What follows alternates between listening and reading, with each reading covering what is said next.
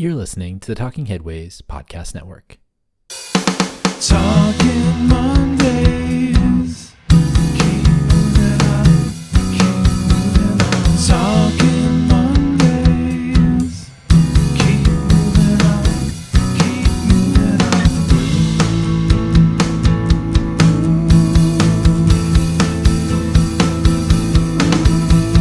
Talking Mondays. Keep moving on. Keep moving on. Happy Monday. This is Mondays at the Overhead Wire, sponsored by our super generous Patreon supporters. I'm Jeff Wood, your host, and joined by Han Solo. That's right. Every Wookiee's favorite right-hand man is here to help us through the week. Sorry about the layoff between episodes. This time I had a feeling it would happen with conference season happening, and then I also got COVID, unfortunately, and it wiped me out for about a week. Luckily, I'm on the mend and was able to test negative several days before heading to the MPAC conference, which was good. But I haven't really been sick with a cold or flu type illness since about maybe 2018 or so, and I really don't like it. I don't like getting sick.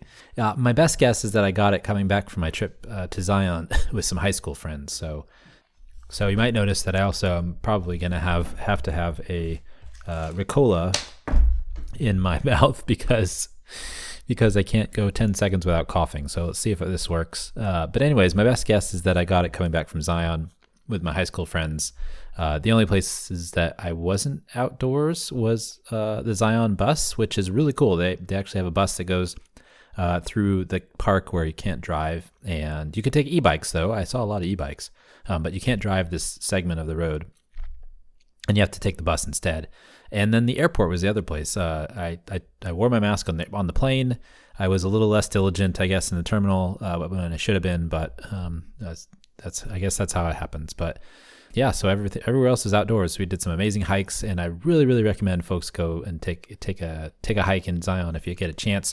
We did the Narrows where you walk through the river, and then also went up to Angel's Flight where two of my friends went up, and I stayed. I didn't go up because it's a chain trail where you have to grab onto a chain. There's looks like 1,000-foot drop on both sides. I am totally afraid of heights, so I decided it was not for me. But beautiful views from the place that we got to before you start that half-mile journey up the Angel's Flight.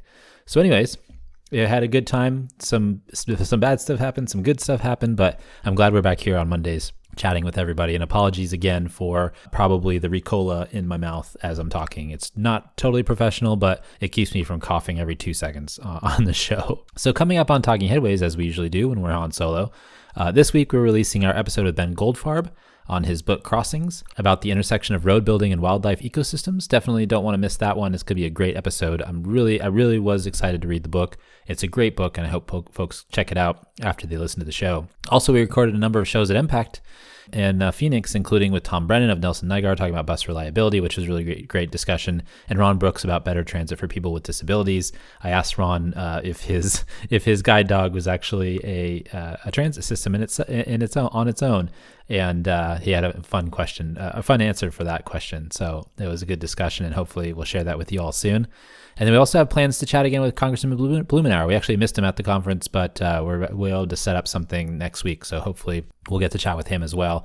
Obviously, folks probably know by now that Congressman Blumenauer is retiring at the end of his term this year after 14 different terms as the representative from Oregon for the Portland area.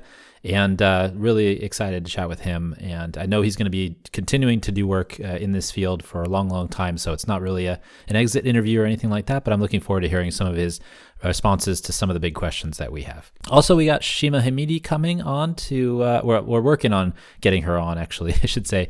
Not totally certain yet, but I'm pretty sure we'll get her on to talk about her new paper with folks at Johns Hopkins about lane widths, which has made a really big splash recently. So we're talking with her about that hopefully soon. And so, yeah, lots coming up. I got a stack of books on my desk that I've been meaning to read as well. Hopefully we can get some of that done during the holidays. And also, for those in the Bay Area, stay tuned, as we're going to do a live recording with John King of the San Francisco Chronicle about his new book on the ferry building. And it's going to be at MTC, and folks are going to be allowed to come if they RSVP, but we're still hammering out all the details. So as soon as I get the information about where to RSVP and how you can get access to the show, I'll let you know, and then folks could come listen to a live show. That'd be really awesome, especially as we haven't been live for a really long time, actually. I think it was right before COVID. We talked to Greg Schill, and I know we've talked about that with some guests a little bit since then, but yeah, it's been a while, huh? Really fun to talk with John, and it's been fun to start reading his book. And finally, I've been working on the Kingland Greenbelt episode a bit. Again, crossing my fingers that I can get it done by the end of the year. It's looking harder and harder, but we'll try. We'll keep trying. I have recordings. I have the research from the Rice Library. I have a bunch of stuff that I need to put together, but it's coming together. So hopefully we can get that by the end. Maybe it can be close to a Christmas episode or something. So anyways, lots of great episodes coming up for Talking Headways. I hope you all enjoy them. This is why we make them, because I really want to kind of share information about what's going on around the world in terms of planning and urban issues. Obviously, there are topics that I think are important, and I hope that you all do too, and I hope you all keep on listening, because it's been fun to make them for you all, and I really appreciate you listening. This is going to be like a little bit, I wrote some stuff later. This will be a little bit of a sappy episode. I don't know why, but I'm just kind of feeling reflective, I guess. Also, thanks to everybody who has been ordering the Bus and Bike scarves. We had a flurry of orders recently, and also some purchases at the MPAC conference, which makes me think it's getting colder, and people are really excited to get the scarves. So if you'd like to order, go to theoverheadwire.com, and if you want to order 5 or more, you can get a 10% discount. Email me at theoverheadwire.com, and we'll sort out the details to get you those. They make great presents for Christmas for your transit friends. They also make great gifts for your coworkers if you work in a transit agency or at an advocacy group or anything like that. Folks have done it before, which is really cool, and I really appreciate that. So, and also we really appreciate it purchasing scarves and doing all the things that you all do to support our work. If you aren't a Patreon member and you want to support the show, there are other ways to do it. You don't have to become a member of Patreon or even a newsletter subscriber to support us. You can get a scarf. You can go to the bookshop site and buy one of the books that we've interviewed the authors of, and some of that money comes to us, small percentage. And then the Cars Are Cholesterol t-shirts are out there too. So, you can subscribe to the newsletter, you can help us on Patreon, but you can do all these other things to help us keep the show going, and we really appreciate it. There's so many ways to support the show, and we really, really do thank you for continuing to listen and support in all the ways that you all do. Even listening. I mean, even if you listen through the ads at the front of the show and the back of the show, that actually helps us out too. We really appreciate that. And I will say it was great to hear at Impact that so many of you got the chance to listen to recent episodes. Sometimes it's a bit like speaking into the void, as I'm not sure who's getting these shows all the time, but I'm so glad that so many of you do, and appreciate the guests we have on each week, as well as the news we share here on Mondays. So I really, really do appreciate you listening and supporting the show. So for the bookshop site, bookshop.org/shops/overheadwire, go there and order from our shop, and you can support us with a small percentage of the purchase price of the book. Also, you can support the authors, obviously, because we're selling their books, and they get they sell more books, they get more money as well to write more books. So I know that Ben Goldfarb, who we're having on Thursday for Crossings, he's written a number of books, and I know that everybody should be going to Bookshop and buying that book as well. Also, we have our Cars Are Cholesterol shirt. We're selling them at TeePublic. I'll put everything in the show notes as usual, but bit.ly/carsarecholesterol. Get the purple shirt or get a bunch of stickers. People have been ordering stickers lately, and I've been giving out stickers actually at the conferences of the Cars Are Cholesterol to give people an idea of what it looks like. So people are really excited to get it. They really think it's cool, and I think you all will too. Okay, let's get to the news, shall we? This is episode 143. We're live and in session. One last thing. Before we get to the show, I want to let folks know that they can get this podcast and Talking Headways wherever you find your podcasts, including iHeartRadio, Spotify, Overcast, Pocket Casts, and of course, Apple Podcasts. Sorry again to the Stitcher listeners who will see that service disappear into the ether, but hopefully you'll follow us on another channel and you're here already listening to the show. So thanks a lot for subscribing to the podcatchers. That's another way you can support the show. Also, if you feel so inclined, leave us a review on iTunes. We have lots of awesome reviews there already, but it's been a few years since we got ones. I looked at it the other day. I was like, oh, nobody's reviewing, which is fine. It's everybody's listening, probably been listening for a long time. They're like, I already reviewed it. I already become a subscriber to the newsletter. I've already done this, that, and the other thing. I don't need to help you on iTunes, but that's fine. But I appreciate the reviews that are there. If you get a chance, we appreciate your feedback. Okay, so now the news. Here are the few stories that piqued our interest from the newsletter over the last few weeks. You can get a free trial of the newsletter by going to theoverheadwire.com. 2 weeks free. Nothing but your email is necessary. Yeah, so I want to do a little bit of a shorter, faster episode today. I think I said that last time and ended up being 45 minutes. But this time I have a bunch of articles because we've been gone for 4 weeks almost now. We have a lot of stuff to get through that I feel like is really important. So I'm not going to go into too much editorializing, maybe a little bit, but not as much as maybe I would with a guest or otherwise. So here we go. Can cities foster serendipity with workers at home? Knowledge spillovers, chance encounters, and collisions are seen to be the benefit of cities.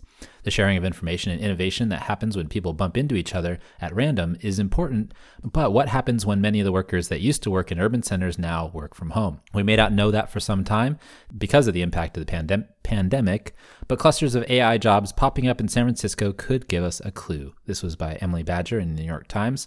I do think you missed something. For younger people who are just starting out their careers, if you're working from home, you don't get all that mixing with the new folks. You don't get to mix with all of your coworkers as much. You might not know them as well. If you're older in your career, you might not see a downside as much because you've already established yourself. You already have a network of people that you've talked to in the past. I know for me, I do really miss out on having an office and being there with my colleagues. When I worked at Reconnecting America, I just loved popping my head in people's offices and saying, "Hey, what's up? What's going on with this project? What's doing there? What's the politics of here?" And I do really miss like that. And Twitter doesn't really fill that void. Facebook doesn't fill that void. Social media doesn't fill that void. I think there's something there that's really important. And, being able to get geo beers on the first Thursday of every month was a big thing for me, and sharing information with folks. I think that there's something missing. So maybe I should start another kind of not geo beers itself, but maybe like just a urbanism beers or something. First Thursday of the month.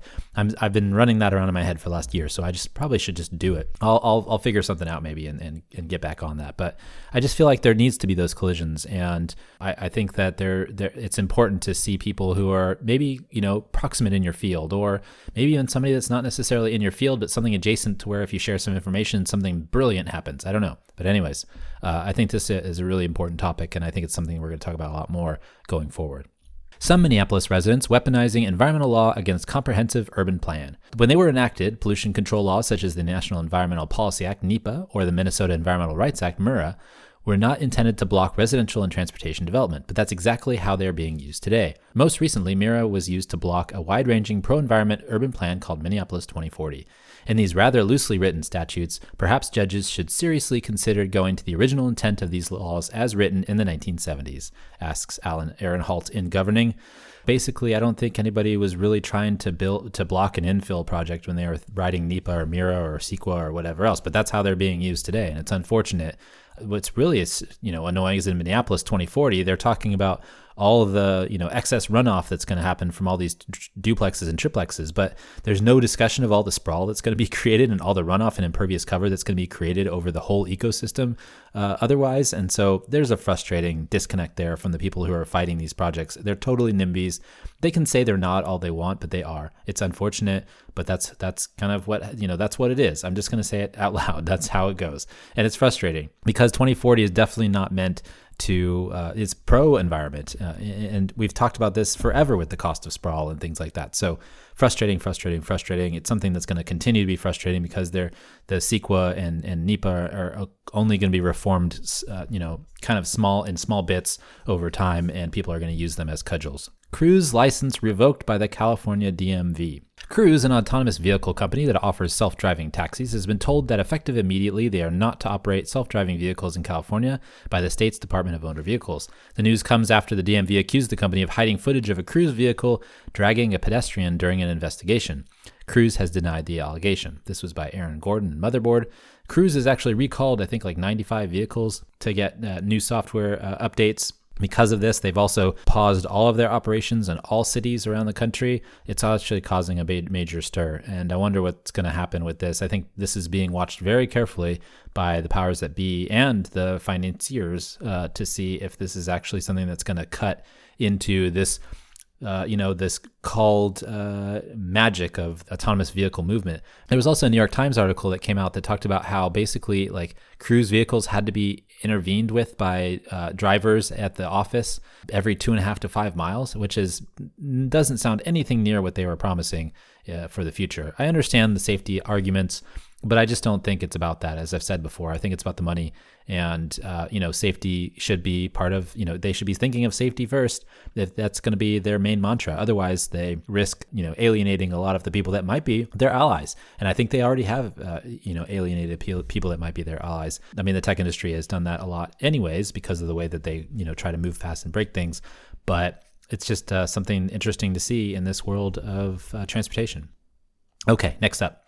Stanford's hospital mode share rules broken. In order to expand its hospital, Stanford University had to agree to strict limits on single occupancy vehicle commuting into Palo Alto. But after the pandemic, the amount of car commuting has risen, and the university is likely to argue extenuating circumstances due to the pandemic and ordered not to pay $4 million annual penalty. From 2012 to 2019, the non-single occupancy vehicle mode share ranged from 33.4 to 38.1%. This was by Gennady Shiner in the Almanac.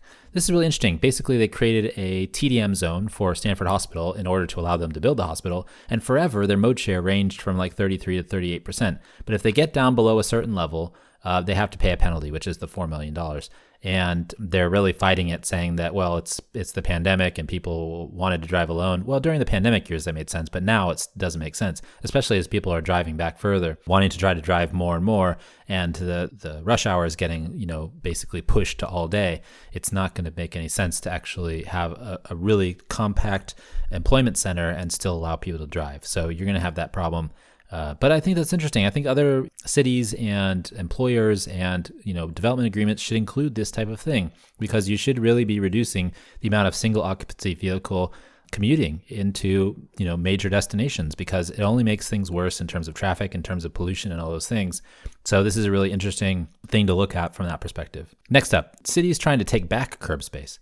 Curbs are some of a city's most valuable real estate. Because of the heightened demand for deliveries and outdoor dining during the pandemic, they became even more crowded and complicated. The value of the curb, diminished by decades of free parking, is now being seen as an asset that can benefit all curbside users through appropriate pricing. Smart curbs and demand-based parking charges are becoming more common. This was by Nathaniel Meyerson in CNN, which also had a cameo from, I believe, our very own Chrissy Mancini-Nichols, which was great to see her in print. There's a lot of stuff going on with curb space. I think it's the next frontier, as opposed, in terms of, how we deal with, managing our streets. A while ago, I had this idea that we should think about streets as a public utility. I think this is kind of on the way to doing that, this curb management stuff that's been going on, especially as it pertains to delivery vehicles, as it pertains to the way that we use the autonomous vehicles use streets, the way that people access the curb for many different ways. I mean, the curb has so much, it's a water function. It has an electricity function. It has a pedestrian function. It has a drop-off pickup function. It has a delivery function. The curb is such a big deal that I think it really, really, really does need to be managed. And I think that this is a way for cities to focus on, being more equitable with their distribution of space. Norway rethinking focus on electric vehicles. Norwegian officials are having second thoughts on the all-out promotion of electric vehicles in the country. While they have reached amazing transition numbers from gas-powered cars, the benefits have been going to more affluent residents at the expense of even more climate-friendly modes like biking and walking. Now cities are committing more trip growth in active transportation and looking at more efficient ways of reducing emissions. This was by David Zipper in Vox. I think this is a really important discussion for another reason too, is when we're talking about electric vehicles and the transition, it seems like car inertia, and we're going the same direction that we've always been going, which we need to go back from. Because of the way that emissions work and the climate change problem is, there needs to be a reduction in VMT, and you can't do that by increasing car miles. And as we'll find out later in another article, there's also issues with some of the pollution that happens from rubber tires and things like that. So there's some big things that need to happen that we're not really pushing on, because states like California and others are talking a big game on reducing VMT, but they're not actually doing it when it comes to setting, funding measures and policy, not policy necessarily, but just like implementation. We'll talk about that in a little bit, but I just think that this is a really important thing to talk about, because we do need to reduce VMT, and doing electric vehicles alone will not do that. Halifax shows the way on waterfront revitalization. How did Halifax, Nova Scotia create one of the most vibrant waterfronts in Canada? Not by making big sweeping changes, but smaller targeted investments and changes year after year that altogether make a huge difference. The waterfront shouldn't have worked based on its unfavorable location, but with over 100,000 visitors a year, it is now reliably beating out a recent $200 million redevelopment project of a nearby public space. This was by Tristan Cleveland in Happy Cities. So basically, the lesson from Halifax is that you have a long-term goal of revitalizing your waterfront, and you do it piece by piece. It's not one big, huge project, but you do it here. You have one project you do here, it's small, We have one project you do here is small, and it all adds up over time to this amazing redevelopment. And it's not a one-time infusion, it's actually a long-time investment in your waterfront, which makes it such a big draw. This is a really interesting idea, and I think it could actually be a lesson for a lot of public spaces. It doesn't need to be a one big project. It could be lots of little projects that make it a great space. So really interesting findings from Halifax. Next up, do highway caps reduce harmful air pollution? A highway cap on I-70 in Denver, Colorado opened up for use in 2022. The cap is meant to dampen noise and air pollution from the expansion of the road below through one of the most asthma-stricken neighborhoods in the city. But neighbors don't believe the cap is actually reducing emissions, and experts wonder if they only encourage risky activities in areas with high levels of particulate pollution. This was by Sam Brash of Colorado Public Radio. Yeah, I mean, you put a cap on a highway, there's still going to be the pollution that comes from the cars below, right? And so obviously there's not going to be a reduction. Maybe the particulates don't go into the ceiling of the cap, but then they're still going to come on each end, and they're still going to get blown over the top of the cap. So I don't think anybody should have been thinking that the cap was the solution to, pollution and particulate issues that happen close to highways. And actually, highways are notorious for being really bad for asthma sufferers, for children, for people growing lungs. It's such something that we've learned over the years that I can't believe this is that discussion that we continue to have over and over again.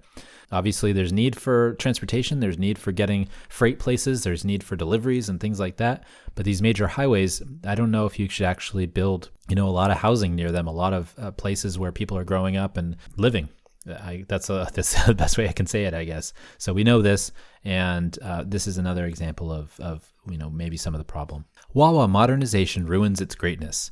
As more and more companies tweak their brand and store design to be more generic and globally acceptable, they're losing their quirkiness and individuality that makes them stand out and be loved.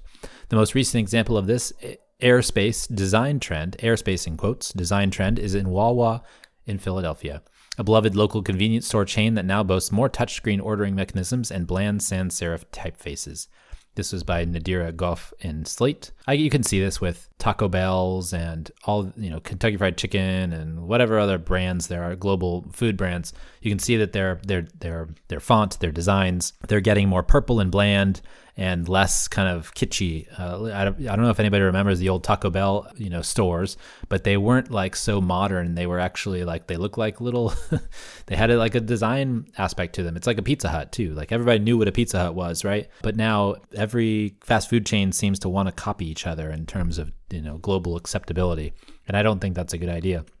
And I guess Nadira didn't think that was a good idea for Wawa either. And it is frustrating, right? If you have a beloved chain, you have an iconic presence, then it's silly to change it.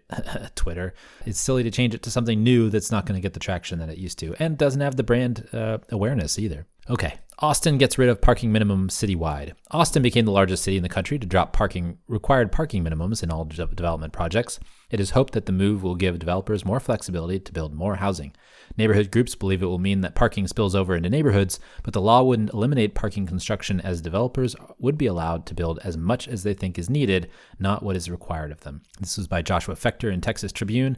Yeah, that's cool. Big city doing parking, reducing parking minimums, getting rid of them all together. Developers, if they want to build, obviously the banks are going to require them to build a certain amount of parking spaces, but they're not going to have to shove them in if they're not needed. And so if the bank is okay with them building, 20% less parking in a building, then maybe actually they can put another couple units in there.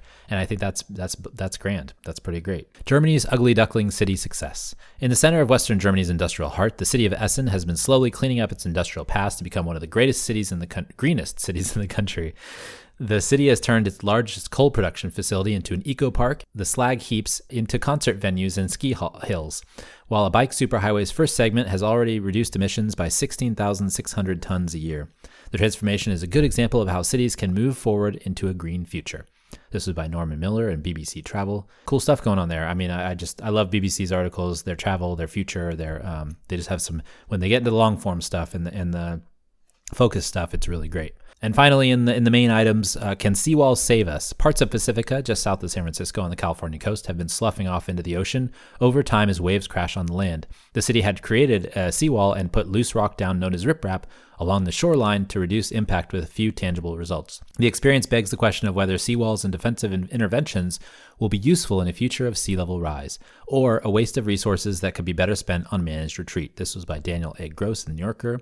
I mean, it makes sense. If you're going to spend millions and millions of dollars on riprap and seawalls and things like that, and then only to have everything fall down in 15, 20 years, maybe you should just spend that millions and millions of dollars relocating people, and then you don't have to worry about it in the future, and you don't spend as much money relocating those people in the future. That's the idea that I think this article is discussing.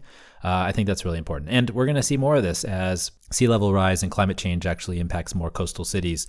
And I think it's coming in the next few years. We'll see a lot more of this stuff happening. And will a seawall help? Will a large dike help? I don't know. And I don't know if we should be spending billions and millions of dollars on it when we could actually do managed retreat or something else with that billions and millions of dollars. I mean, if we're going to spend it, we might as well spend it on something that's long-term, not just a short-term fix. Okay, bonus items. These are the items that are in the newsletter that I posted that I thought were interesting, but didn't get as much attention as some of the articles that we talked about before. So the ones before are the most read items. Those are the ones that people are most interested in for good reason. Obviously, they're really interesting items and articles. But these are articles that I found interesting that I wanted to share with you. I think they're really cool, and it's actually a diverse group of topics that we cover. So this kind of showcases that as well. A new program called Empath takes heart rate and location data from smartwatches and maps out where bike riders feel the most stress and danger. A trail in Denver with hundreds of riders has indicated 800,000 potential stress points across the city. Global Cycling Network. Wendy's fast food restaurants are redesigning their stores in the age of greater food delivery. The company noticed that their locations were seeing less in-person foot and car traffic, but increased sales, and have designed new stores to accommodate more delivery, not just at the door, but in the kitchen as well.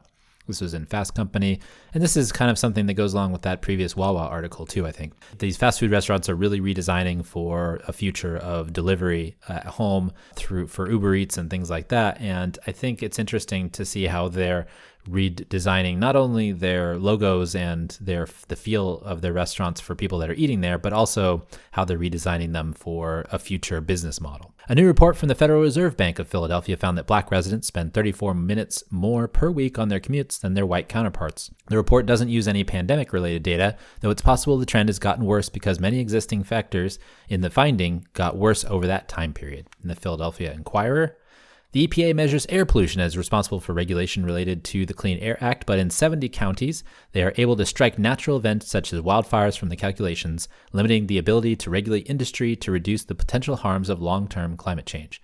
So basically, if you have like a spike event that causes a lot of emissions, like a forest fire or something, that doesn't count towards the emissions calculations, even though I would say that forest fire and the drying of the leaves and that caused it are probably likely because of industry polluting and changing the climate. So you should be able to use that. And it shouldn't just be, you shouldn't be able to just take on an event, even if it's a natural event. It seems silly. You should be able to, create more regulation that allows for the reduction in emissions, the reduction in pollution, the reduction in the ability to have forest fires. It seems to make sense, but apparently this is what happens in 70 counties, and they can strike these events, which doesn't make a lot of sense to me.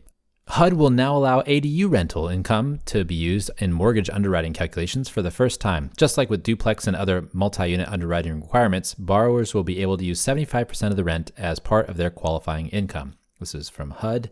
I guess ADUs weren't used before in terms of if you were purchasing a house, it qualifies as income. If you purchase a house and you have a rental unit, you can take 75% of that rental income and count it towards your income in order to qualify for a mortgage. And I don't understand why the 75 is there, but it makes it easier for people who are buying houses to qualify if they have a renter who's already paying rent, and it helps them to cover the property taxes or whatever else. So it lowers their income to purchase ratio, or whatever the ratio is that they have to in order to get a mortgage. And it gets complicated, obviously, but I'm glad that they're finally allowing this for ADUs, because it will allow people to get larger mortgages because they can afford it, because they have that income from the ADU. They have to prove that they have the income from the ADU, but it makes sense that they would be able to afford more mortgage for a place. In Arizona, the city of Buckeye, west of Phoenix, is looking to be as big as its primary city, but lacks the water. As such, they're looking at water pipelines from a Mexican desalination plant in the Gulf of California for future supplies. This was in The Guardian. in this article, there was a map of where they're going to get water from, and basically they were going to pipe it all the way from the Gulf of California, which is interesting. Like they're just searching for water everywhere to continue to live in the desert. If they can do it, I guess, but desalinization has its own issues in terms of where you can put all that salt that you suck out of the water. There's some other, pollution issues too, but they're going to try to do it. And I guess that's how, the West is going to continue to function if they do these wild and crazy things. This isn't actually approved yet. They're just looking at it, but it's interesting to see what they're going to try to keep people getting drinking water in the West where it's parched and has currently in a drought. The FTA has agreed to pay for half of the $6.6 billion Second Avenue subway extension in New York City. The extension will be just over 1.5 miles and is expected to serve 123,000 trips. This was in the New York Post. I think that's crazy expensive. Other people are covering this more than me, but you can check out folks doing the work on thinking about construction costs to see why this 1.5 mile subway is $6.6 billion. $6.6 billion, you could build a whole subway network in some smaller city. I don't understand. For 1.5 miles. Okay, sure. Whatever. I've talked about that enough. Okay. In just 24 hours, a Pacific Ocean storm outside of Acapulco, Mexico, intensified from a mild tropical storm into a Category 5 hurricane before making landfall. Usually, there are days of warning allowing people to evacuate and make preparations, making it an even more dangerous storm. The oceans are absorbing a tremendous amount of heat from human-produced sources, and hurricanes have been feeding off of it, which makes what we're seeing from decision-making entities like the California Transportation Commission even more frustrating. Despite a mandate to reduce driving and emissions, the CTC still considers highway widening necessary. Even with a move to electric cars, if we think about the atmosphere as a real estate that's being filled with carbon, we're running out of space for that carbon sprawl. Every pound of emissions put into the atmosphere takes up space, and we're not pricing it to its true cost on the planet, including the rapid intensification of hurricanes. This was the intro for one of the newsletters that I had, and basically the CTC was the chair of the commission was saying that, we need to expand highways because that's what people are still doing. They're still driving. And, I guess I get that from what they're thinking in their minds. But at the same time, as I mentioned before, we really do need to reduce VMT, and we really do need to figure out other ways of getting people to the destinations they need to go. And the reason why we're seeing more of these rapidly intensifying hurricanes and we're seeing more forest fires and we're seeing more, climate events is because of the release of carbon emissions into the atmosphere, which is heating the planet. And we're going to continue to do this if we continue to, expand highways, and it's all connected. As I always say, it's all connected. And so this hurricane and the speed at which it intensified 24 hours from tropical storm to a Category 5, that's just going to continue to go. And that's scary because usually people have, a way to get out, but this time they didn't. A real estate agent employed by the LA Department of Health Services has a team of 12 people going around the city looking for vacant units they can set up for unhoused people as soon as they get vouchers from the city. They can start paying the rent early for up to 2 months, which gives them an advantage in placing people. So basically, this is really cool. They have a real estate agent that goes around, finds empty units, pays in advance. So when they have somebody to place, they can just pop them in, into the unit, let them set up, and not worry about the landlord getting frustrated. The landlord feels good about it because they're already getting paid and they know that they're going to get paid. And so this system is allowing them to place more people into housing, which is really cool. I thought it was a really interesting, thing to happen. Okay. Some self-appointed tree migrators are working on taking coastal and giant redwoods and repopulating them from further north to save them from future climate change. The idea is to make sure that they don't die out as their current homes change. This was in the New York Times Magazine. I like this idea, just moving redwood trees, and not moving them per se, just like taking saplings and moving them north and planting them so that they're going to evolve in a space that's actually more climate friendly to them. Hopefully this can happen with more species, but the redwoods they don't proliferate as fast, and so they probably need some help, but also they're not invasive to these places either. They just need help migrating. It's an interesting article. Hope folks can check it out. Again, all these articles are going to be located in the show notes, so check it out if you get a chance. San Diego has made great strides in reducing emissions from electricity generation. From 2020 to 2021, emissions dropped 27%, but overall city emissions increased 0.4% because of the increase in driving, which increased 13%. They have 13 years to reach net zero according to plans, but keep widening highways. KPBS in San Diego. The destruction of a Boulder hospital has kept 60.8 million pounds of material out of landfills. In 2020, A new rule approved by the city of Boulder required that 75% of home and commercial waste diversion, which led to the hospital's big savings. This was in the Colorado Sun. That's really cool. Recycling a whole hospital. Recycling buildings, I thought, was always been a good idea. And why we throw all that stuff in landfills doesn't make any sense to me. But this is a good idea. And hopefully they'll continue to do it with even larger buildings. When California cities don't have housing elements that match state expectations, the builder's remedy goes into effect, allowing developers to propose projects larger than allowed under previous zoning. But with a different housing market, some developers have decided to reduce the number of units they want to build on sites in San Jose using the tool. It's an unexpected, unintended consequence of the law. This was in the San Jose Mercury News. I mean, I knew we were going to see some unintended consequences from the builder's remedy in the law, housing laws in California. I didn't think we'd see it this fast, but it's an interesting conundrum. Basically, a lot of project was supposed to build thousands of housing units near the Berryessa TOD, Berryessa BART station TOD. Now that the housing market's gotten worse, the developer's like, well, we can still make a lot of money, but we just can't make the other project pencil the way that we wanted to in terms of making money. So we're going to reduce the number of units, we're going to reduce the density and try to make it work that way, which is dumb to me, but they think it's going to work that way. So they're trying it. So this is basically an unintended consequence. In order to increase housing, we need to build more housing. And these folks seem to think that the best way for them to make money is to build less housing, which fine, that's how they feel, but it's going to be interesting to see what happens. West Coast Native American tribes have asked the U.S. Environmental Protection Agency to ban tire manufacturers from using a rubber preservative called 6-PPD that is known to kill salmon when particulates are swept into streams by runoff. The agency's review is the start of a long process that could eventually end the use of the substance. This was in Transport Topics.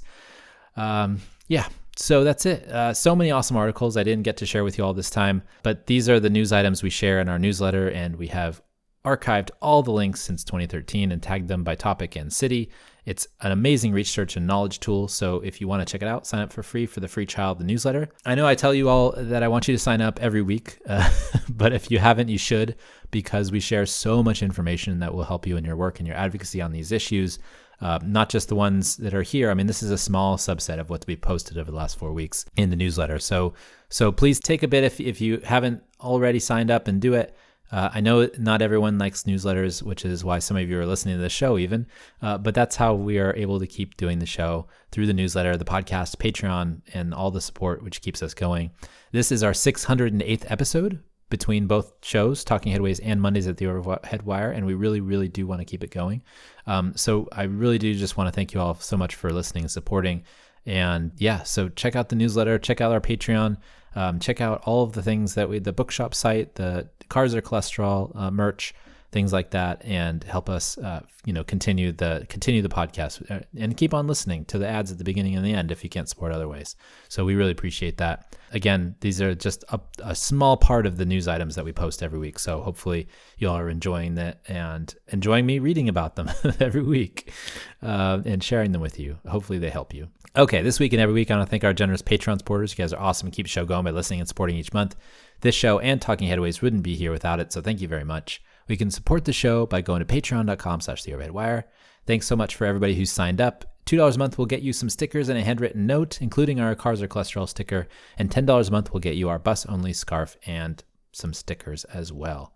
Also, I want to mention that we did produce an audiobook version of Raymond Unwin's 1909 classic, Town Planning and Practice. If you want to get your hands on one, go to raymondunwin.com. It's produced and shows up as a podcast in your podcatcher, which each chapter being an episode. So check that out if you get a chance.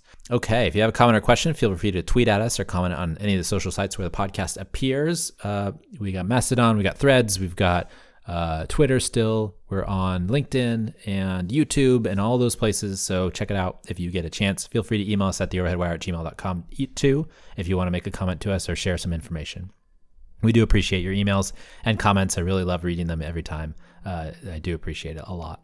Puppies and butterflies. This is the part of the show where we talk about something fun, interesting, or maybe it just didn't fit in other sections. So I just got back from the MPAC conference last week, and it was really, really great to see so many people in person that listen to the show or read the newsletter. And I guess that's why I was kind of like sappy today about about that stuff, because I got to see so many people that are listeners and readers and just friends in the industry. So I really appreciate that. It's great to see people in person again. I know that I did it last year in Miami. It was really fun. It was a little different. I think this year was a little bit more joyous, a little bit more fun. I think that, kind of the shock of the pandemic continues, obviously, but it's starting to feel a little bit more joyful to go to these things and share information with people and see your friends and all that stuff. So it's awesome again that we get to see people revive their enthusiasm by going to a conference, and I hope that we get to continue to do this because it's really fun and it's something that humans like talking with other humans, even if you're an introvert like me, which I know that's surprising, but I tell people this and they're like, really? You have a podcast and you talk to people? Wow. I'm talking to my microphone right now and I'm talking to all of you through the microphone, but it's not like several thousand of you are sitting in front of me, which would scare the crap out of me. But yeah, so I just feel like even me, I need to connect with people. I need to connect with my friends, connect with my industry colleagues, and I really, appreciate that. So that was really fun. That was my puppies and butterflies, was just going to the conference and seeing everybody. Thank you, everybody, for coming to say hi if you did. And hopefully we'll see you again next year at Impact, because it's going to be a great one in Philadelphia. Okay. You can find me on Twitter at The Overhead Wire, at The Overhead Wire on Threads as well, and Mastodon, The Overhead Wire at sfba.social. Thanks for joining us on Mondays at The Overhead Wire. Thanks to our generous patrons and everybody else who supports the show for sponsoring this week's podcast. We really do appreciate it, and hopefully we'll see you soon and next time. Talking Monday.